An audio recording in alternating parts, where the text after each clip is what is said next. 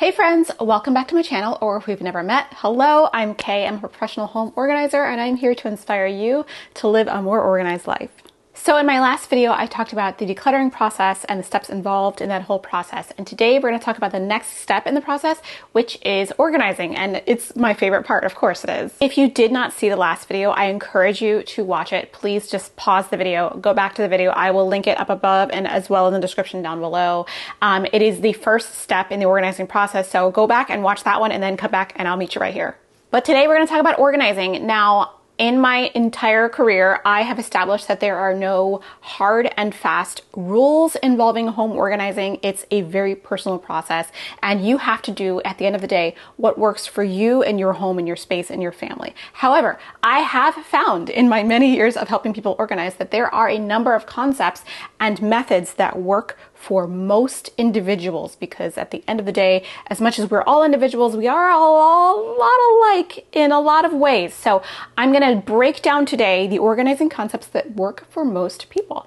Number one, and this is my second time saying this, is do not attempt to organize a space in your home before you have gone through the decluttering process. I have never come across any circumstance in my career where I have successfully gone in to a client's home and just organized the things that they already have, put them in pretty rows and pretty containers and kind of dealt with that.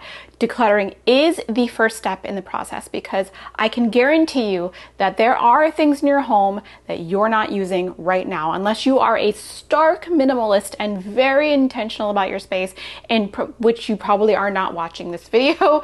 You probably have stuff you need to let go. So decluttering is the first very important step in this process. Do not skip this. This is a necessary first step. If you do skip this, you will find that you're just moving stuff around in your home and you're not really being intentional. So do not organize before you start or finish decluttering. Number two is that organizing is simple but not easy. So basic home organization to me as a concept is being able to put items away easily and find them when you need them. That's it. It's really simple. This says nothing about aesthetics. This says nothing about storage method, although we'll talk about storage method in a little bit. It says nothing about looks, style, whatever. That's personal. That's up to you. The concept is simple, but not easy. You need to be able to put something away when you're finished using it and find it when you need it again. I always say organizing is simple but not easy because it's true. I often find that we overcomplicate things a lot in other areas of our life as well, but organizing is something that often gets overcomplicated. So just keep this in mind when you're starting to organize your space. The next concept is that frequently used items need to be stored in a place where you can easily access them, and less frequently used items or seldomly used items need to be stored in a place where it may be a little bit of a pain to get to them, but there is storage space, so you put them there. This may seem very intuitive, but I often find that there are things that people need to access that they have put in places that are very inconvenient for them. Don't do yourself this disservice. Please put it somewhere where it's easily accessible. There are a number of places in a lot of homes that I visit that are quite often problematic and need to be allocated for items that you're using once a year, once every few months, something like that. They are high cabinets, especially above the refrigerator. I know I'm as a short person. I am 5'1". I cannot reach things in the back of this cabinet, and things that are like way up high, if I need a step stool, I'm probably not gonna wanna do that. So I need to put things up there where I need a step stool that I'm using every once in a while and not very often, because that way I'm gonna make it easier for myself to grab the things that I do need often. Corner cabinets are notoriously problematic. I find that less often builders will build corner cabinets. In kitchens is the place I find them most often, where there are two cabinets on the side and then there's one corner cabinet in the corner where there's this big cavernous sort of triangle-y type space, and I hate these. I think that they are very problematic and they should be used to store large things that you can kind of grab from every angle and not like a bunch of small things. But typically I like to also allocate this little corner cabinet to seldomly used items. The last problematic area that I usually encounter is the rear parts of deep shelves. These are very common in pantries that I've seen built, that where the shelf is quite narrow, but often very deep, which doesn't really make much sense to me that we're storing food there. Most of our food containers are relatively tiny and they don't take up that much depth. So I don't know what they're expecting us to do with all of that depth, but we'll talk about that a little later. But again, the rear of very deep spaces often very problematic. So if you have to use that space, things that you don't need very often can go there. Number 4 is that remembering that the systems that you implement may or may not work, and that's okay. People often beat themselves up for setting up this organization system in their home, and they're so proud of themselves that they set up this whole thing in their entryway, and then after a few months it may fall apart because either it's too hard to maintain, it really wasn't the organization system that they thought it would be, and it falls apart, and then they're like, well, I give up, I don't know what to do.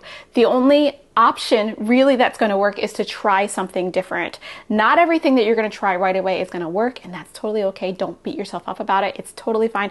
I have this problem too, where I will try something for myself for a few months and find out I'm not going to do that. So I change my method and try something else. Just be a little kinder to yourself about whether or not the organization method works or not for you. It may or may not. So number 5 is to only organize the maximum amount of items that you can manage. If you've ever worked retail, and I worked retail for 20 years or so, you'll know that inventory day is probably problematic. Sometimes fun, but a lot problematic because you're counting items in the store and you have to reconcile that with the amount of items that your system says you have and how many are missing and oh, what happened? And it just is a pain in the butt. So if you don't want to deal with the fact that you may have 200 pairs of shoes and you cannot wear them all in a whole year, you might want to pare down and deal with the amount of shoes that you can mentally manage. This varies from person to person. Again, we are all individuals. Some people have a higher tolerance for the number of items, and some people, like me, have a lower tolerance for how many items we can manage in our homes. Like, I do have multiples of items, but it's very few of them. Like, I have a few multiples of the same cable because I have to charge multiple devices at once, but I don't want to have like more than 10 of the same cable if I don't have 10 devices.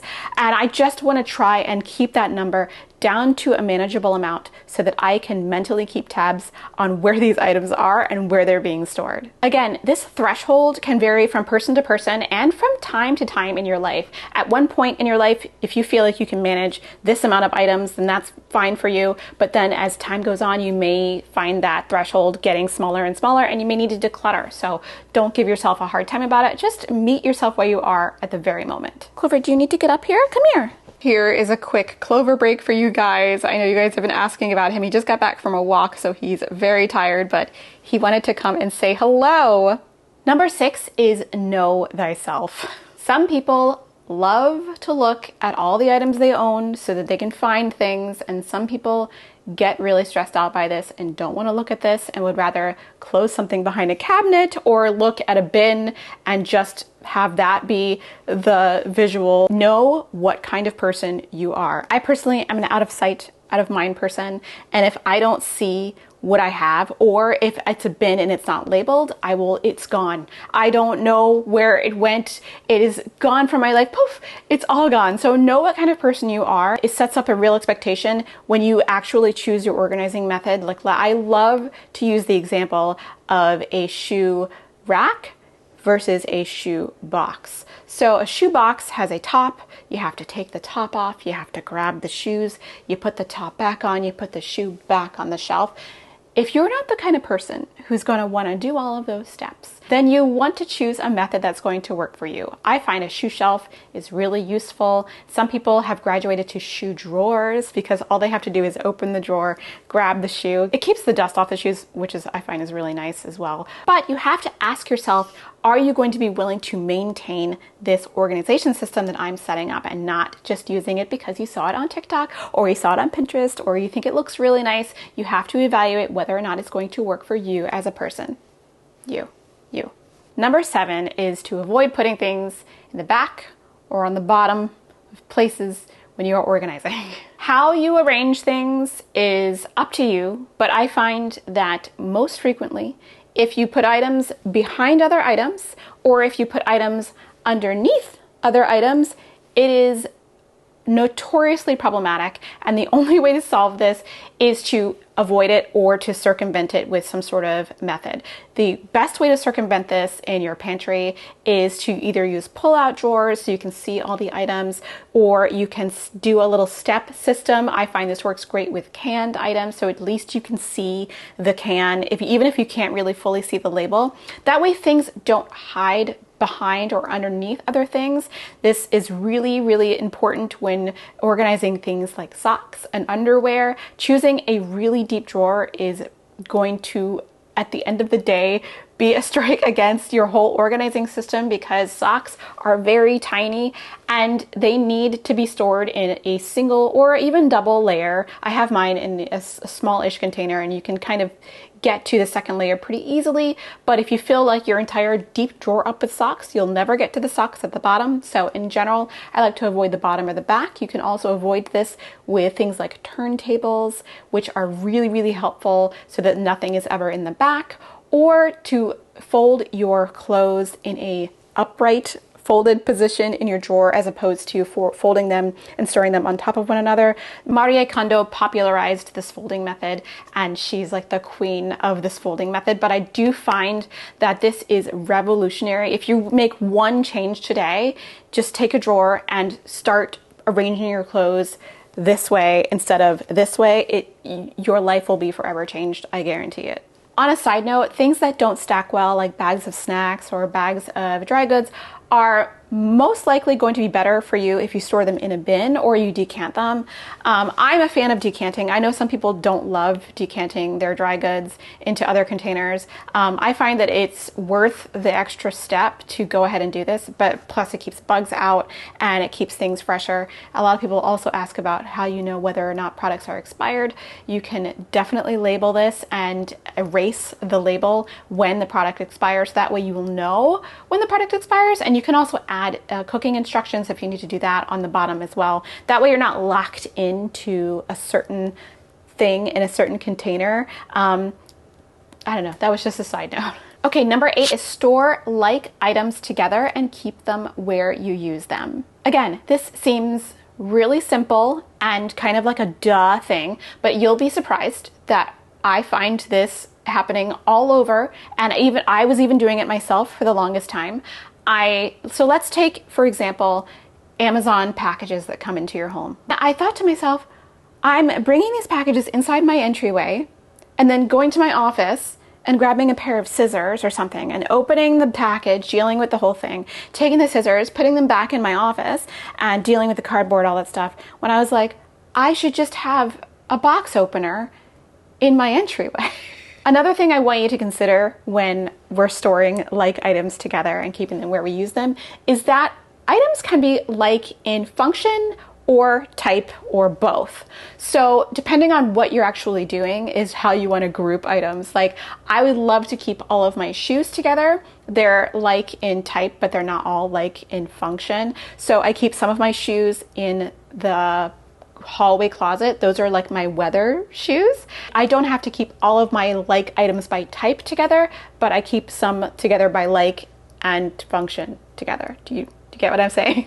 Number 9 is don't buy organization products before you have finished your decluttering and deciding what you want to keep, all that stuff. So don't like decide you're going to organize a space and go out and buy products and then decide to organize them. I know the temptation of this.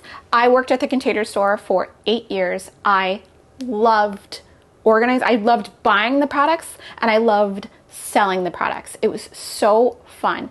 But I found that often when I went into clients' homes, I found bags of organizing products that were still in the bag that they bought 3 months ago because they didn't have a plan. They didn't know what to do. They got excited about organizing. Like they're like, oh my gosh, I'm going to organize my entire closet in like this weekend. And they never did it because they didn't have a plan.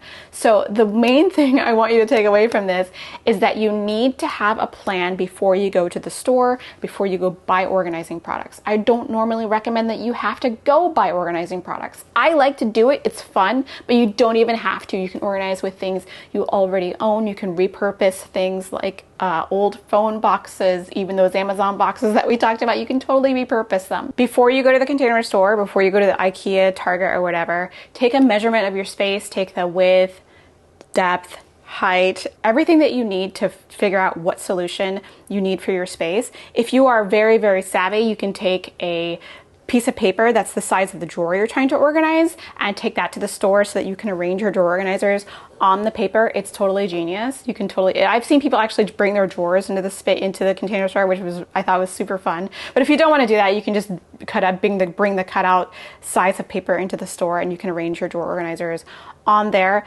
Definitely have a clear plan before you go shopping. That way you make fewer returns and you can get home, organize your space, be satisfied, and just put it on TikTok. I don't know. The last thing I want to tell you to do is ask for help if you need it. Don't be afraid. Not everyone is designed to be good at organizing. One thing I am definitely not good at is being motivated to work out or planning my workouts. I exercise three to four times a week, and I tried so long to have my home gym and be really motivated and do it. But if there's no one there to hold me accountable or no one to plan my workouts, I'm just not going to do it. I'm just oh, I'll do it tomorrow. So I have this workout app that I use, and I have a trainer that keeps tabs on what I'm doing, all my workouts, and I have someone there to hold me accountable, to be my accountability buddy. So if you need an accountability buddy with organizing, that is totally fine. Don't be afraid to ask someone for help, either a professional organizer or a friend who's really organized or a relative who is really organized and impartial and is not going to encourage you to keep everything that you're trying to declutter. Is going to help you and keep you on task. So don't be afraid to ask for help when you need it, because sometimes we just need some help. If you found this video helpful, give it a like or share it with someone who you think it will help as well. I hope you have a great day and take care of yourselves and the ones around you, and I'll see you in the next one.